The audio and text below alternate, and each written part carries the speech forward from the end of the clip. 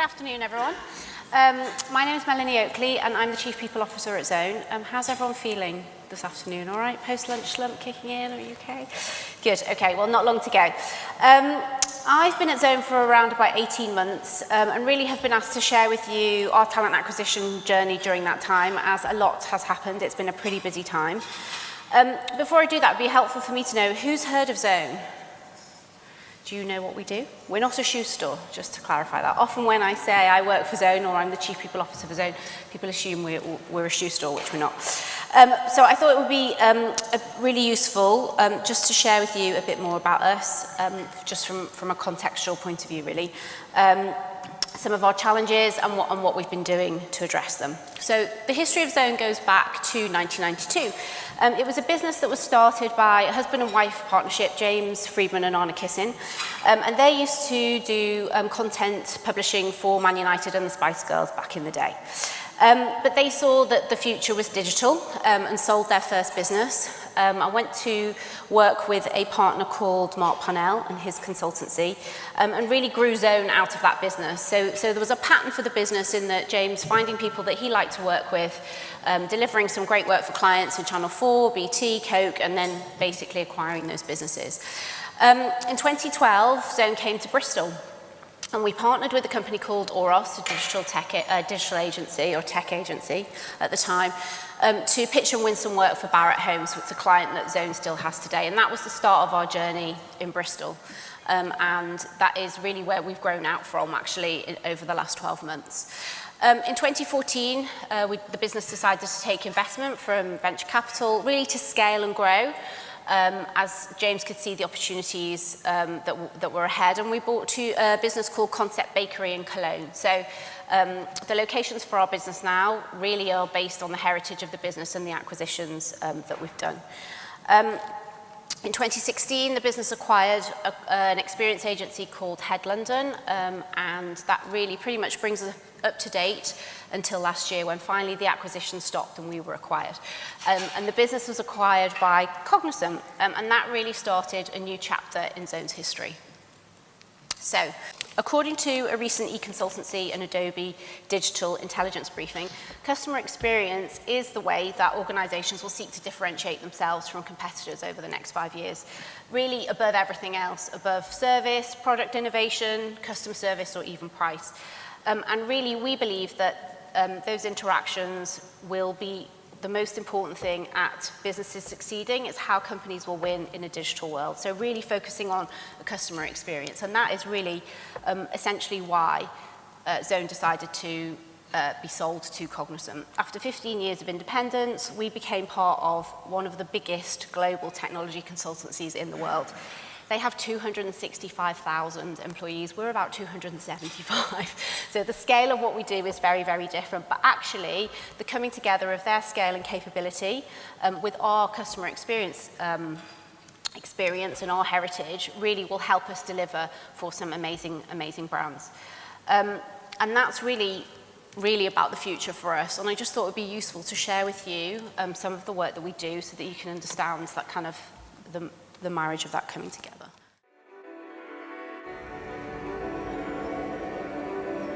Zone is now part of Cognizant Digital Business.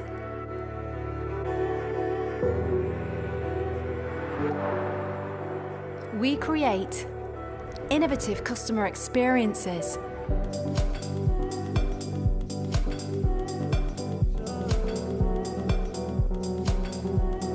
purposeful customer experiences,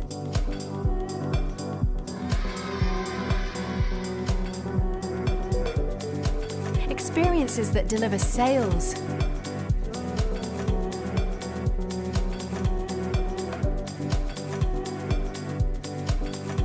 experiences that disrupt,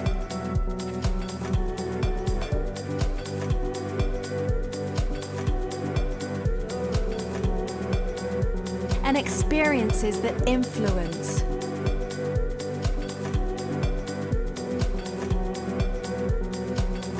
We create transformative experiences.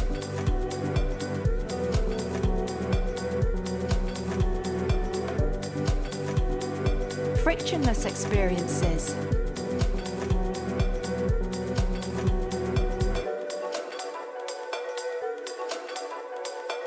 personalised experiences.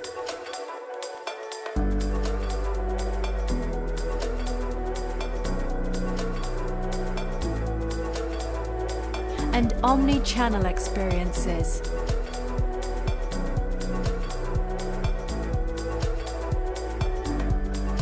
For some of the biggest brands in the world. Now our 250 digital experts have joined Cognizant, enabling us to create more award-winning experiences for more brands and for more customers. Zone, a Cognizant digital business.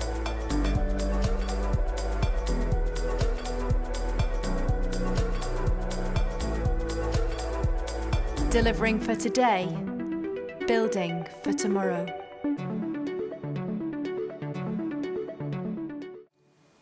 Cool, so hopefully that gives you a good insight to what we do.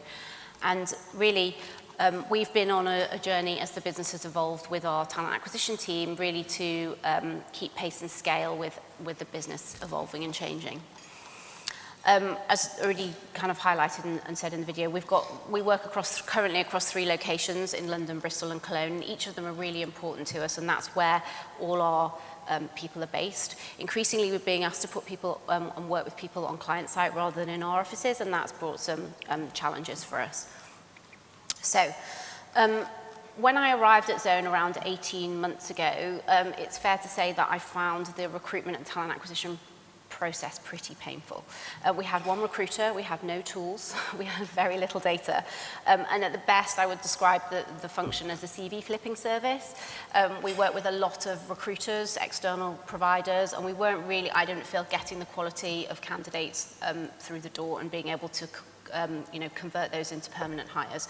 The focus was very much on freelancers and a very, very short-term view of the business. It was, okay, we're going to pitch it, we're going to win it, and then we'll figure out how to resource it. And that obviously isn't the best way to kind of build a sustainable business. So I really started to put a plan in place to address some of the issues that I could see. And the first, I guess, impetus and challenge around that was the win of our BMW account. So we won a piece of business to deliver services for the retailer online network in BMW. It was an account that had been held by another agency for 10 years. So it was a pretty big win for us, and we set that account up out of Bristol. So that was a very purposeful decision that we were going to build on our office that was already here from the acquisition of Oros and build it out not just as a technology base, but actually as a creative hub as well, and bring together the mix of skills that is Zone is all about. And obviously, as we've gone through the acquisition with Cognizant, really I would say that what I started has really gathered momentum and pace as we have jointly pitched and won further business with them with the likes of the FA and Centrica. So we're definitely going through that scaling challenge and really trying to address some of that as we go. So really the first thing that we had to look at was our ways of working, because they just weren't scalable. We had to look at our brand because, as I say, most people, when I talk about Zone, they think we're a shoe company. Finding the talent, as I think most of you know, is tough in whatever market you're in. And then exacerbated that for us, what exacerbated that for us was around the pace and the scale that we had to do this at. It was no longer find 2 or 3 of these people a month, it's find 10, 15, 20 people that have got multidisciplinary skills to put on a team at a particular date, starting in a particular place. So some of the things that we've worked through to address that was, first of all, increasing the headcount in the talent team. So, hiring the talent to hire the talent. I've definitely convinced the business that the in-house way is the way to go. And we have got some brilliant recruiters now at Zone, which is fantastic. And really we focused on building around people's strengths, focusing on verticals, and then partnering with people in the business. So partnering with our content and experiences pillar, partnering with our client services function and our strategy function, partnering with our tech function, because I believe that's the best way to get the best talent into the business. We're also focused across all of our locations now, not just trying to do this out of London for Bristol or out of London for Cologne. It's really important for me that we have people on the ground who understand the market, who are very tapped into the resources that we're trying to find. And really, we're all coming together now as a team and focusing on people's strengths and just really building the right team. It's been tough. You know, it's not been easy to hire good talent. Everybody knows that. Everybody says it. But really, for me, just focusing on people with the raw skills and the potential, and we will kind of, you know, support them on their own journey as they work with Zone has been really empowering. The other thing that we've done is, as I say, when I started, there were absolutely no tools in the business. Yes, we had a LinkedIn license, it just was not being used, but that we know that LinkedIn isn't the be-all and end-all of recruitment. And we've really kind of upped the ante in terms of the people that we've got in the seats being able to use those tools, but also investing in some other things that really help us target the type of skills and the people that we're looking for. We've also really streamlined the partners that we work with. So we do continue to work with agencies. It's not all about just, you know, the people in the business, but we've really been selective, and having a true partnership with those people we believe helps us find the right people for Zone. So they understand our culture, they understand our values, they understand about the proposition around Zone and Cognizant that will help us deliver talent back into the business. We've also done a lot around our referral program and shouting about it. We did have a referral program. It was kind of one of those dusty sheets of paper that people, you know, blew off now and again. We do shout about it. We have a Slack channel. We have instant messaging tools that we use. And when we're hiring, we constantly talk about, you know, come and get your bonus, who do you know? We also tap up the people that we're bringing into the organization for their referrals, and we've seen really good, you know, we believe good people that we're hiring refer good people, and that is genuinely a really good way to find people, especially when you've got skill shortages. The other thing that we've done is really try to align and communicate with the business. Our processes were all over the shop. You know, we really had a really genuine, open conversation with them about what were their pain points, what were our pain points. And that has enabled us to put together the right processes and really work together as one team. It's not just the hiring team's responsibility to find good people. We've put the onus back on the business as well, to really support us as we go through, you know, trying to find the talent. And we do this really on a daily basis. So yeah, we work in an agile way. We talk about agile a lot in our business. It means loads of different things, but we try and, you know, work through that, talking as a talent acquisition team every single day about what's on our agenda, what are the priorities, what do we need to do, and playing that back to the business, giving them RAG status updates every day in Slack channels, talking to them about, communicating to them about great candidates that we've got. And we can do that through an investment that we made in Workable, our ATS, where it's really transparent what stage candidates are at in the process. We can see when there are blockers from the hiring managers or from the business, and we can kind of get on their case as well to help us move through all of this. The other thing that we've done is try to address some of the skills gaps. And I guess none of this stuff is rocket science, right? You guys probably know about this stuff, but it's something that we have really focused on over the last 18 months.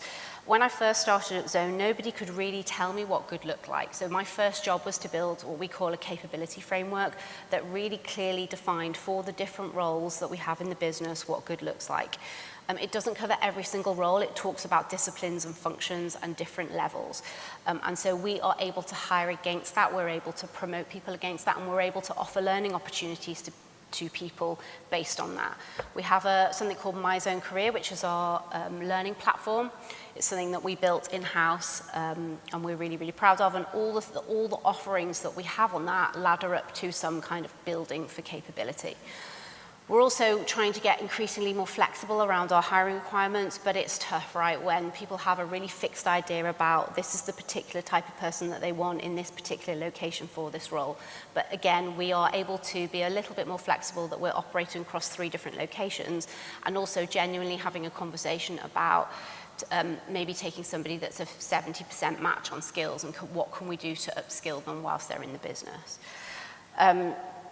The other thing that I'm really proud of is the support that we have for working parents. So we partner with a company called Equal Talent, and we offer maternity coaching for people who are going off on maternity leave and coming back into the business. And we have a 100% retention record of our maternity leavers, which I don't know a lot of other businesses that can stand up and say that. So it's a small amount of people, but it's something that definitely has made a massive difference to us in areas of our business with skill shortages. But look, there are definitely still some challenges. Time away from the business, you know, for learning, it's a nice idea, but it's the first thing that drops. Even when we've committed, people have committed in a schedule, even when they've said they absolutely need this, you know, a client calls, suddenly they're off the training course. Exhausting talent pools, you know, we are working for a client who is also trying to recruit those resources, and it can be a bit of a challenge trying to find the talent. And so, you know, we have to play an interesting game and a bit of a dance around that, where we are on that. But it's an ongoing thing that we're trying to address. And something that really hasn't been on the radar before at Zone, but is increasingly on my radar and will be as a result of the change in the business and a change in how we're going, is succession planning. So Zone was a founder-led business, as I said. The partners were all in the business. They're still in the business, but I doubt in 5 years' time they'll still be in the business. So it's something that, you know, as we think about what our skills gaps are, what is it we need in terms of leadership, that's something that's definitely we're going to be addressing over the next 12 to 18 months. So the other side of the story is obviously about culture and retention. And for us, a massive, massive part of our retention strategy is culture.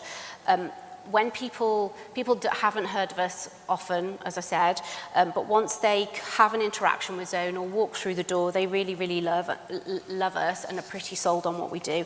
And actually for me, that's really epitomised in our amazing receptionist, Roz, in London, who's been with the business 20 years. And people always comment to me about the warmth that she gives off, and that is that first impression that absolutely counts for me in the business. People come first. They are our business. We have a brilliant culture. I can't really take the credit for that because I haven't been around long enough. But there are some things that we do that I can see that make that difference. The first thing is that we're really transparent with staff about how the business is doing. They can log on to our information management system and see everything, a financial view of the business. So there's nothing that we hide from them. We also share everything out every quarter and have really good communication sessions that are two-way. The staff can ask any of the exec team, any of the senior leaders, any questions at all. We genuinely offer great flexibility and work-life balance. This is something that often companies talk about but don't really follow through on. And we have a lot of people who work flexibly, work remotely, work in different places, different hours, you know, different times of the day. And I know because when I walk around the office, if I'm in at 8:30 in the morning, there aren't a lot of people around. If I'm leaving at 6:30, most of the people have gone. And you know, that's a really, really great selling point for us, especially as an agency, because I think the perception is that, you know, you give your pound of flesh in agency life. We also are very non-hierarchical, everyone's approachable, and we have an amazing community in Zone Soc, which are basically our sports and social club that do really lovely things, and actually some of the things that you can see on here are down to them. The other thing about our culture is we absolutely measure what we do on a weekly basis. It's something that we take the vibe on all the time and constantly, you know, are looking at the feedback that employees are giving us, that we can adjust things, that we can change things. And it is really important in terms of being able to retain good people in a challenging market. The other thing for me is looking at onboarding and induction. So, you know, we spend a lot of energy talking about bringing talent in. If you don't look after those people and give them a really good experience, they're not going to stay. The first 90 days are absolutely critical. And I had a sense that actually we were probably giving people a good day one experience, but that was about it. And we asked for feedback, and that was pretty much what the survey said. You know, once we'd hired people, people thought that was, hey, great, job done, right? We don't need to talk to them for 3 months. I'm like, no, you absolutely need to talk to them, because by the way, they'll probably have 3 other job offers on the table and, you know, 3 other approaches if you don't keep them warm in your pipeline. So we've done a big exercise around finding out what it is that we need to do, how do we need to keep people engaged the whole way through that 90-day journey and actually beyond. And this is something that's really important to do as you kind of evolve and scale, because it's the thing that can really get lost when you're trying to move at pace and move fast. It's like, quick, get the people in, get them on the work. Actually, no, they need to be socialized into the business. They need to understand more about your team and the culture. So just going a little bit slower with some of that stuff and really focusing on it. I mean, as I said at the beginning, and you saw the video, you heard the word experiences a lot. We're all about experiences and actually making sure that we're giving people a really good experience in those you know, first few months and weeks is super important. So, We're definitely not there yet, but we're learning as we go. So we try and adapt and change and do a lot of different things. But hopefully that's given you a few insights into what's happening for us. There is no silver bullet. We're still learning. Yeah, it's all part of the journey. So thank you.